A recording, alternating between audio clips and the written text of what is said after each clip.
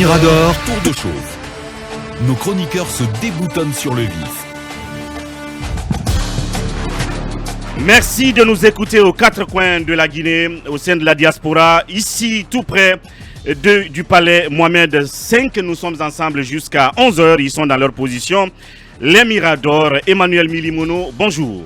Bonjour Mamadou Ouri Diallo, bonjour à tous et bonjour à la population de Kaloum. Oui, Kaloum. Avec une triste nouvelle. Oui, où on vient d'apprendre une très triste nouvelle.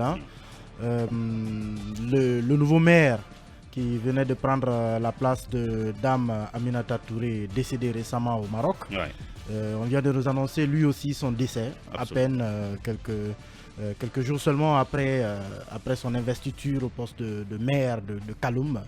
Donc voilà, ça fait un deuxième maire décédé dans un laps de temps de 2 mois.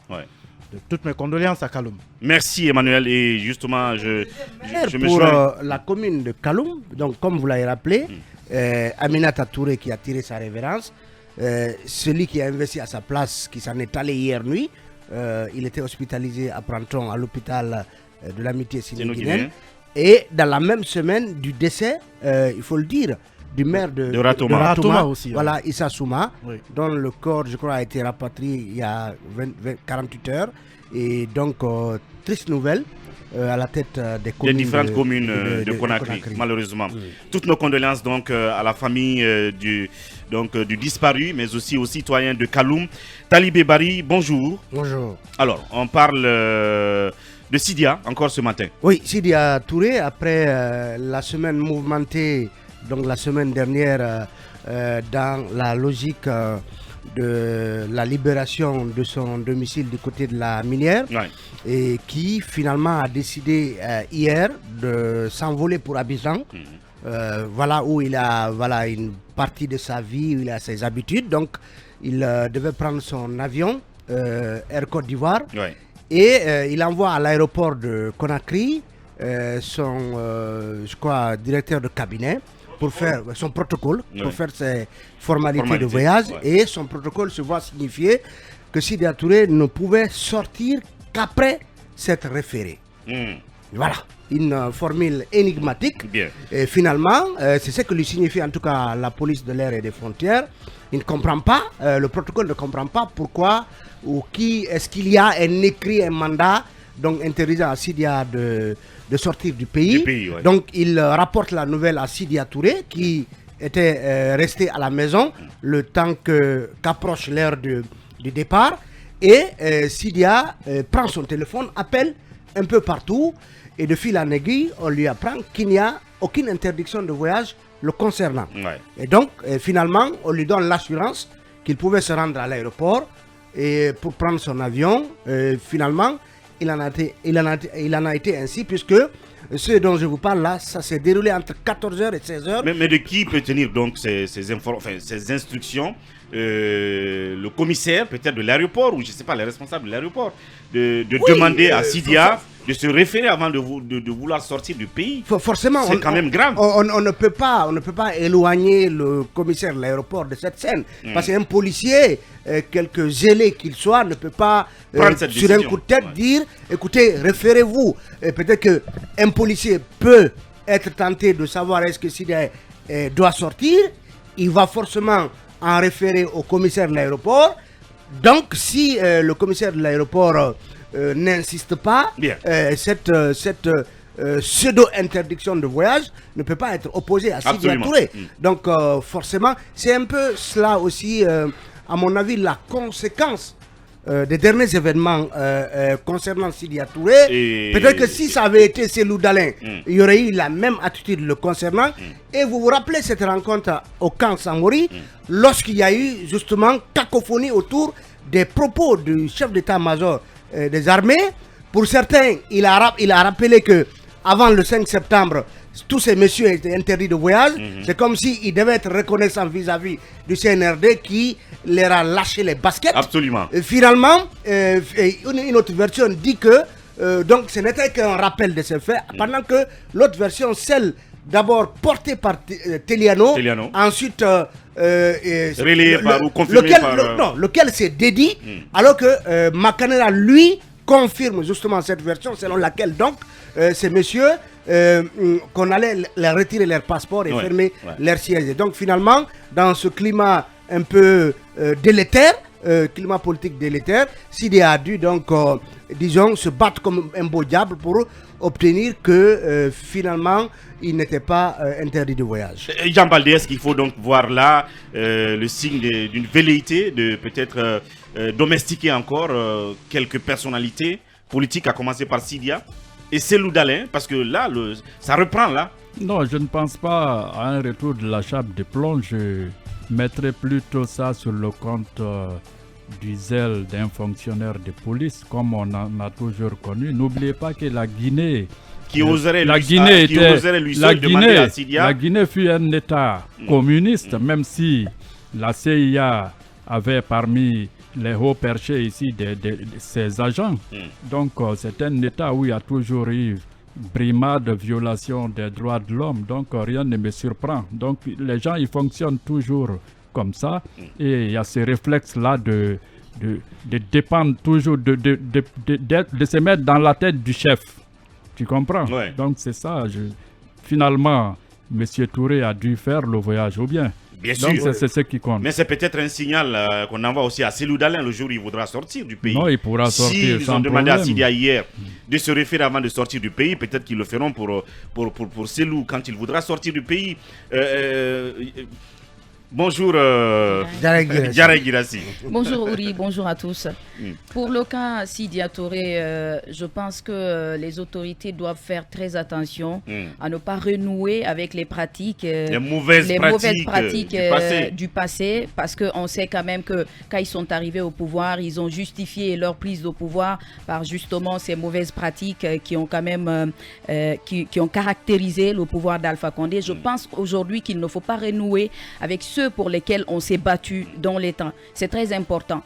Ça sert à quoi d'empêcher Sidia Touré de voyager, puisque déjà tout ce qui s'est passé, c'est déjà passé. Ils ont quand même rendu la maison, c'était leur objectif. Ils restent droit dans leurs bottes. Je ne pense pas que ce soit une solution pour eux de revenir encore avec les mêmes pratiques. C'est pas du tout normal.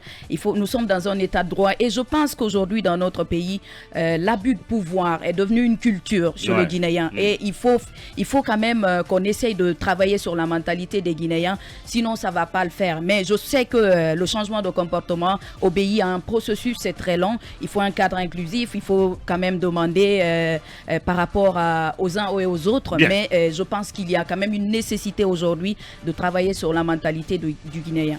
Akoumba Diallo, bonjour. Bonjour Wouri, bonjour à nos chers auditeurs et téléspectateurs. Les habitudes ont la peau dure. Donc ça veut dire que... C'est des habitudes qui reviennent. Le Guinéen a l'habitude d'humilier son compatriote, donc ça ne me surprend pas. Ça ne vous surprend pas? Pas du tout. Ça ne vous surprendrait pas que c'est lui aussi soit bloqué à l'aéroport demain ou après-demain? Pas du tout. Bien. Pas du tout. Oui, Emmanuel, là-dessus, un mot là-dessus?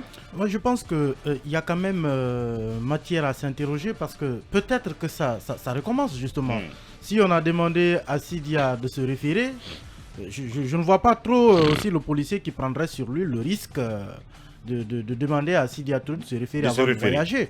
Peut-être qu'officiellement... Et se référer à qui justement? À Mamadi Doumbouya? À qui exactement? Il y a ces interrogations quand même qu'il faut soulever.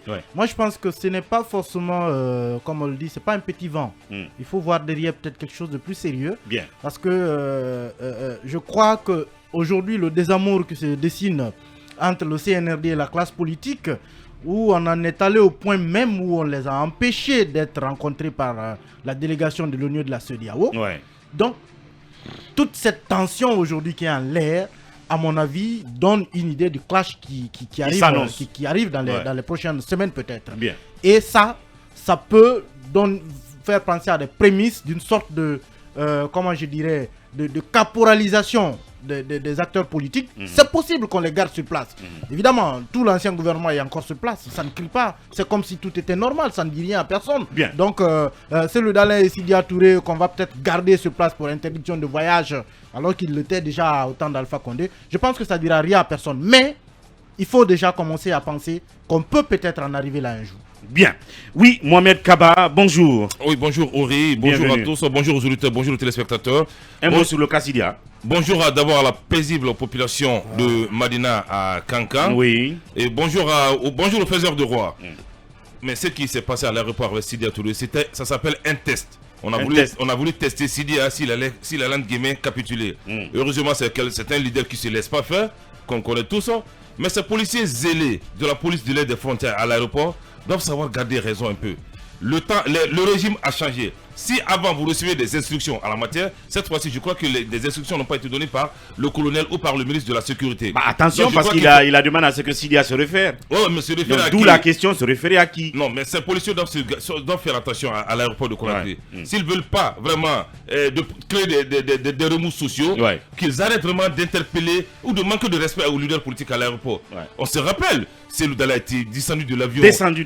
Comme un malpropre. Et quand vous pensez à ça, qu'on humilie les cadres, cela n'est pas normal, cela n'a pas continué. On a reproché cela au président Alpha Condé, qu'il faut préciser. Et Mamel Kabé, sans vouloir t'interrompre, le cas Cellou, justement, porte une énigme qui n'a jamais été clarifiée. Parce que vous vous rappelez que quand on a sorti d'Alain de l'avion, il y a eu un procureur, celui de Mafanko à l'époque, qui a offert sa poitrine à l'opinion en disant « Oui, j'ai le mandat qui lui interdit de voyager ici dans mon tiroir. » Ce mandat n'a jamais été présenté. Peut-être que le scénario aurait pu être d'empêcher Sidia de voyager, et après on aurait trouvé des arguments. Un autre procureur nous aurait dit qu'il y a ci, il y a ça. Comme Mohamed Kaba l'a dit, on ne peut pas s'éterniser dans ce genre de situation. Et aussi, il est évident que l'atmosphère lourde, extrêmement lourde actuellement entre le CNRD et la classe politique peut donner justement des idées à des gens qui voudraient surfer sur cette situation-là pour se faire connaître du colonel, se faire connaître d'Amara, du colonel Amara ou de tel ou tel. Donc ce n'est pas possible qu'un policier sur un coup de tête demande à quelqu'un, même à un citoyen lambda, référez-vous. Ça n'a pas de sens. Ça n'a pas de sens. Ces policiers, il faut qu'ils arrêtent, mais ils profitent d'une situation qui est là, que nous déplorons tous, parce que le manque de dialogue, de concertation et justement... Mais là-dessus, mais qu'est-ce que vous voulez en fait? Si nous voyons dans notre pays qu'on vous donne la tête et qu'on vous coupe la langue, on a vu ici des secrétaires généraux qui étaient beaucoup plus écoutés à la présidence, à Sékou Touréa, que même les ministres. Leurs ministres. Voilà. Bien. Dommage. On espère que le ministre Bachir cherchera à savoir exactement d'où est partie cette faute, cette erreur de contrôle. Alors Mohamed, on reste avec vous pour parler sans doute du ministère de la Santé. Oui, bien sûr, on va parler du ministère de la Santé, mais acceptez qu'on souhaite quand même joyeux anniversaire au professeur Alpha Condé. Bien sûr. Mais j'allais te le dire, bien sûr, que c'est l'anniversaire d'Alpha Condé. D'Alpha Condé, donc je crois... Il aura quel âge? 84 ans. 84 ans. L'ancien président doit a 84 ans. C'est un héros aujourd'hui. Donc joyeux anniversaire au Praco. Donc happy birthday au Alpha Condé. To the president. Il n'y a pas de problème. On va dire très rapidement. Joyeux anniversaire au président Alpha Condé et surtout prompt rétablissement à lui du côté de Dubaï, d'Abu Dhabi, et qu'il nous revienne plus clinquant que jamais. D'accord. Voilà, parce que c'est quand même un animateur de la scène politique. Bien sûr. Ou bien tu veux pas qu'il revienne. Il manque à certains. Il manque surtout au RPG.